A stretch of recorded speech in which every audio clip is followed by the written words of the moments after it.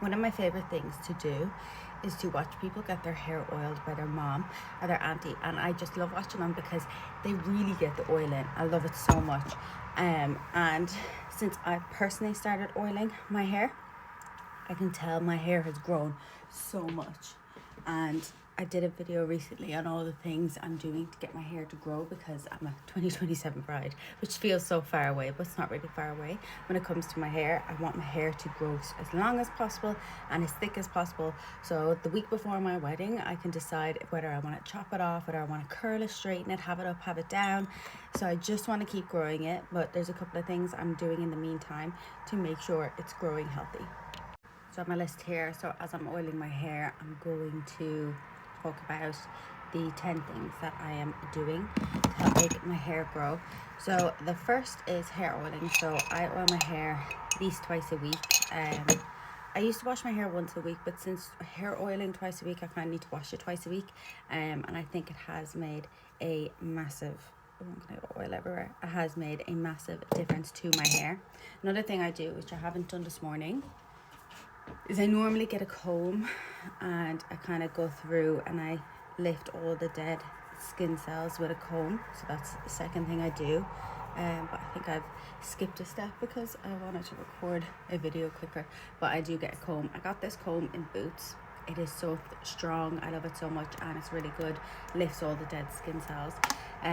For me, let me take my ring off. So then the next thing I do is I take biotin every day. So I normally just go to Holland Barrett and just get some biotin, and I take one of those every day, and I normally do it for about 3 months, and then I take a break for a month or two, and then I'll do it again for 3 months, take another break, and that's something that really helps, and it just contains exactly what you need to help grow your hair. I think one of the main things is the hair oiling, and you see how I'm really moving my scalp. You really want to scrub it all in. Heat protection. Using heat protection doesn't necessarily help make your hair grow, but as your hair is growing, the ends of your hair is going to feel a lot better. I'm getting regular cuts again. I see people say like, oh, I haven't got my hair cut in 10 years, my hair is perfectly fine. If you don't use a lot of heat in your hair and you don't colour your hair, well then probably not getting a haircut is completely fine.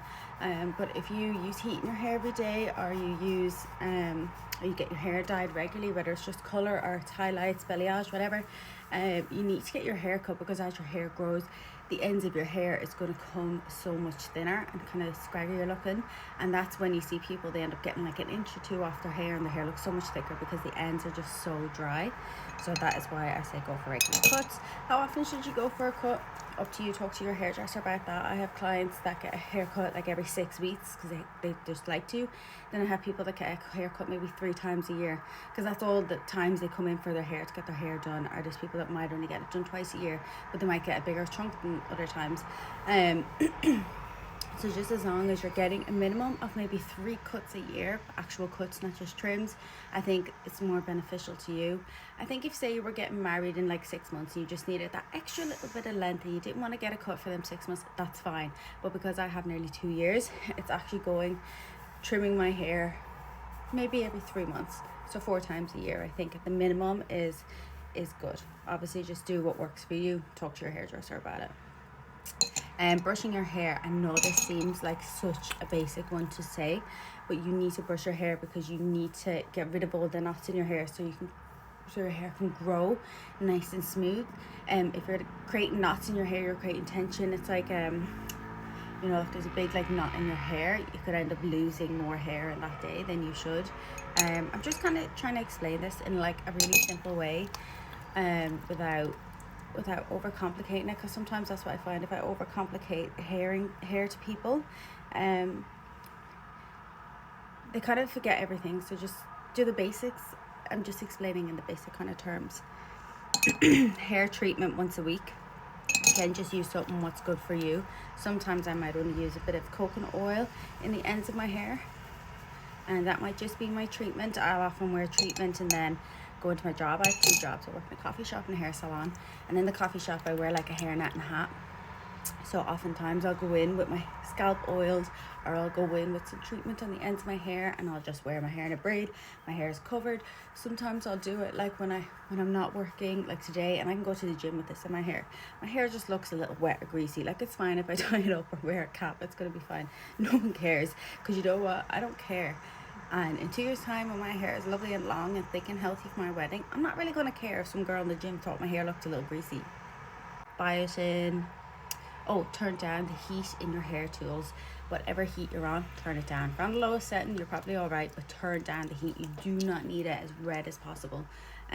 That's even something. When I was away in Australia, I never used any heat, rarely, because I didn't really have plugs. I used heatless curls. My hair has never felt better. But so when I came home, I was using heat, and that getting kind of impatient, so I was just turning up the heat and yada yada yada. And I realized after a couple of weeks, very short period of time, that my hair was starting to feel crispy and kind of smell burnt, and it's because I've turned up the heat. Just turn down the heat. Your hair dryer, turn it down to medium. Like, just take more time, give more time for it, and let it dry a bit naturally first, and then turn down the heat. Like, you do not need the heat as high as you have it.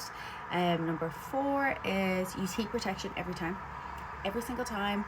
Number 5 is brush your hair. Number 6, before washing your hair, go over your scalp. That's what I was doing with the comb. If you don't have a strong enough comb, whatever, you don't go buy some, just use your hands. Just lift up the dead skin cells. Every day you go to work and your hair is in a high ponytail, you're causing the same tension in the same spots. But then if you do a high ponytail one day, a low ponytail the next day, braids another day, half up, half down, you're creating less tension. And this is also the same for going to bed. Never go to bed with your hair wet. That could be number 11. But just leave your hair, put your hair in different hairstyles so the tension's different. It's not pulling the same, because if you're wearing your hair the exact same hairstyle for 8 hours at work or 8 hours of sleep, you're causing the same tension in the same spot. Hair treatments, regular haircuts, and then the last one is something I had to do. So I have pink hair. If you follow me, I had pink hair for like literally like 7 years or something, and I couldn't get the pink fully out of my hair. Even when I tried, I kind of went a blonde, and then I decided it was just too hard, so I kept putting pink in. When I was in Australia, in and out of the ocean, the pink just lifted. I literally woke up one day and I was like, oh shit, I'm blonde. So I ended up putting some blonde in myself, which was fine. And then when I came home, I ended up getting my hair done, and then I was like, I don't feel blonde. I feel like I need to go blonde again. And then I was like taking photos, and I was like, actually, do you know what? I'm so blonde. And I remember a client saying to me, like, I'd love my hair as light as yours. And I like looked in the mirror and looked at her hair, and it was like, I knew it wasn't possible for her to get as light as mine. I was like, shit, I'm actually really blonde. So blonde blindness is a real thing. So don't fall for it, and just know when to stop, because it could just take one more appointment of trying to get that little shade lighter that completely fucks your hair. So just remember, blonde blindness is real. So just one more recap, because I kind of went all over the place. Oiling my hair twice a week, that's number 1. So oil your hair. Try do even once a week or once a fortnight if it's something you want to get into. And don't just take it from me. Look up girls that is part of their heritage when they hair oil. It's way better. I'm going to obviously massage this a bit more in. Number 2, biotin daily. I normally go to Holland & Barrett's and just get the biotin that's there. Turn down the heat on your hair tools. Just turn down whatever it's on, just turn it down even just one notch. It'll make all the difference. You'll use heat protection every time. Whatever heat protection you're using, just spray another few spritz. It's not going to do you any harm. Brush your hair every day. Seems so obvious, but there's so many people that don't, for all various reasons. I'm not trying to shame anyone that doesn't brush their hair, but it does make a massive difference in your hair. Scrub your scalp before you wash. Number 5. Number 6.